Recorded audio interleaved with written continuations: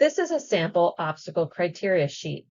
You will be given the criteria sheet for your obstacle at the judge meeting, along with other important items on your clipboard.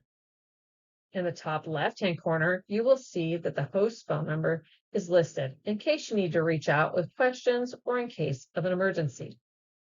Every obstacle has 3 levels and will be listed here along with the judging criteria. Each level will have critical elements and possibly minor elements. If the critical elements are not underlined for you, please take the time to confirm and underline them before leaving the judge meeting. This will help you stay consistent with your scores throughout the event.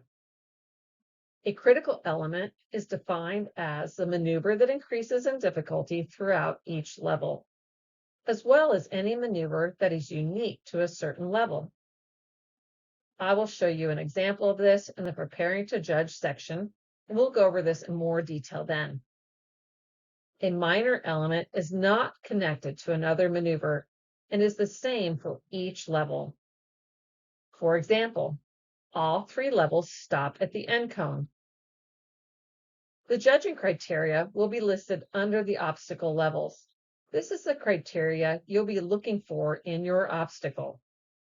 The first set of criteria that is listed above the asterisk marks is specific to your obstacle and sometimes is specific to a certain level. The general judging criteria is listed below the asterisk marks and is the criteria you are looking for in every performance. I will take the time to go over the general judging criteria now. Equine should proceed at a rider's cue without hesitation. Any form of spooking, disobedience, stepping away, or refusal is considered lower quality. Equine may regard an obstacle for a moment, but prolonged hesitation is considered lower quality. Riders should have a centered and balanced seat. Riders should have soft hands, seat, and legs. Performance should exhibit consistent cadence for all gaits.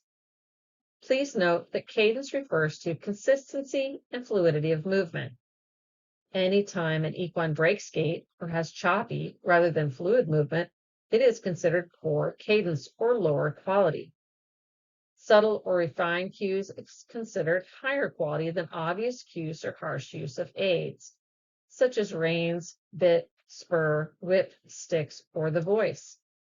None of these things are against the rules, but the more they use them, the lower the quality.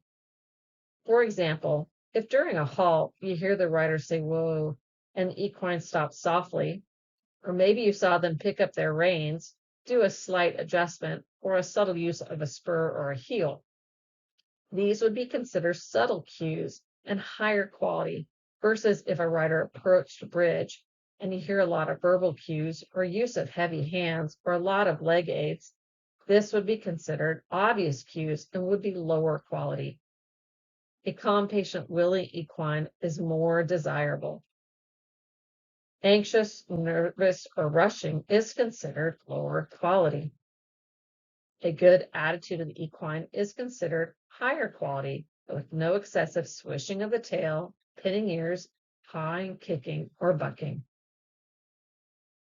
Rider is expected to exhibit behavior consistent with the ETS participant pledge. Riders are expected to behave in a sportsmanship-like manner towards their equine, judge, fellow competitors, and the host. Unsportsmanship-like behavior is not tolerated, and for that reason, we don't have much of it. If this should happen, it does affect their score and could potentially get them disqualified. Please document it, score accordingly, and report poor behavior to the host.